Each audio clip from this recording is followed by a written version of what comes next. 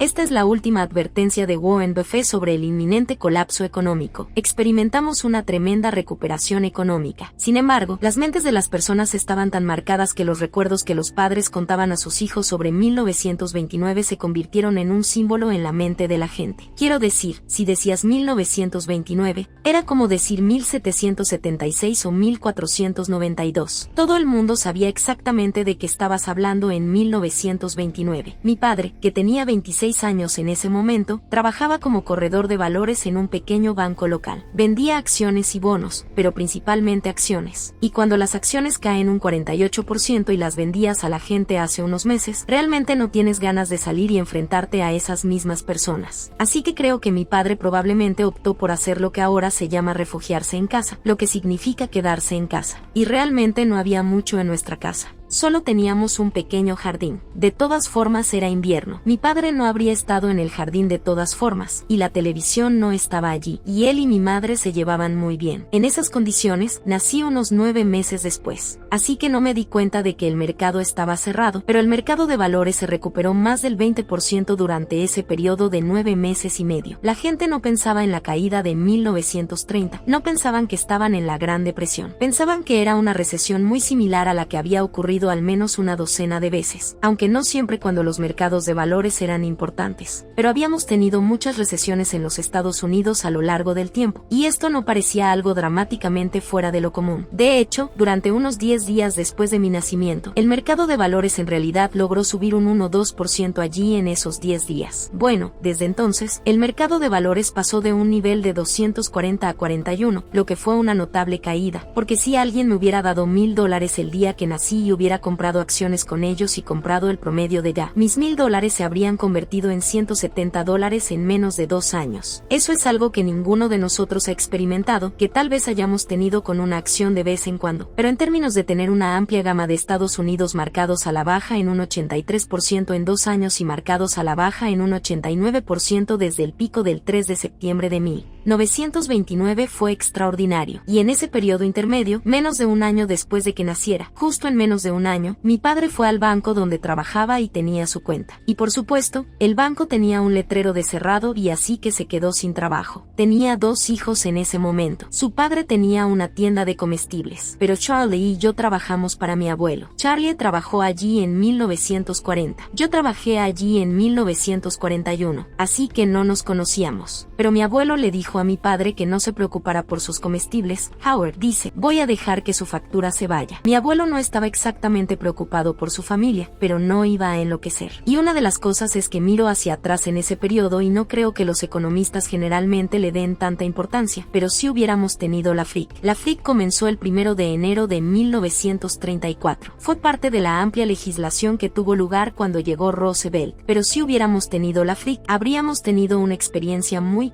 diferente. Creo que en la Gran Depresión, la gente culpa a la habitación lisa aquí. Quiero decir, hay todo tipo de cosas y requisitos de margen en 2029 y todo eso fue lo que creó una recesión. Pero si más de 4,000 bancos fallan, son 4,000 experiencias locales donde las personas ahorran y ahorran y ahorran y ahorran su dinero y luego algún día lo alcanzan y se ha ido. Y eso sucede en 48 estados y sucede a tus vecinos y sucede a tus familiares. Tiene que tener un efecto en la psique. Es increíble. Así que una cosa muy buena que salió de la depresión, en mi opinión, es la FRIC. Y habría sido un mundo algo diferente. Estoy seguro, si los fallos bancarios no hubieran pasado por este país y con personas que pensaban que eran ahorradoras descubrieron que no tenían nada cuando fueron allí. Y había un letrero que decía cerrado. Así que la Gran Depresión continuó y duró mucho tiempo, pero duró mucho más en la mente de las personas de lo que realmente duró en sus efectos. Llegó la Segunda Guerra Mundial y adoptamos involuntariamente el keynesianismo. Empezamos a tener déficit fiscales, por supuesto, que eran absolutamente enormes y llevaron nuestra deuda a un porcentaje del PIB que nunca se había alcanzado antes y nunca se ha alcanzado desde entonces. Así que tuvimos una tremenda recuperación económica. Pero las mentes de las personas estaban tan marcadas que los recuerdos que los padres contaban a sus hijos sobre 1929 se convirtieron en un símbolo en la mente de la gente. Quiero decir, si decías 1929, era como decir 1776 o 1492. Todo el mundo sabía exactamente de qué estabas hablando. Y afectó los precios precios de las acciones de una manera bastante notable. Fue el 4 de enero de 1951 cuando el niño que nació el 30 de agosto de 1930 había terminado la universidad antes de que el mercado de valores regresara a donde estaba en ese momento anterior. Así que toma los años desde 1920 o 1929 hasta 1951 y considera que el país solo tenía 140 años cuando comenzaron. Eso es 20 años de los 231 años de vida de nuestro país. Eso fue mucho tiempo sin crecimiento económico y sin sentir por parte de las personas en términos de la riqueza del país, sobre lo que valía la economía de Estados Unidos, lo que valían todas estas compañías que estaban haciendo mucho, mucho mejor que hace mucho tiempo. Pero se necesitó todo ese tiempo para restaurar en el mercado un nivel de precios que fuera igual a lo que era cuando nací hace 20 años. Así que si piensas en el hecho de que estamos soportando unos pocos meses y vamos a soportar algunos meses más y no sabemos cómo va a salir. Y la gente en la década de 1930 no sabía cómo iba a salir, pero perseveraron y prosperaron, y el milagro americano continuó. Pero es interesante que a principios de 1954, el mercado de valores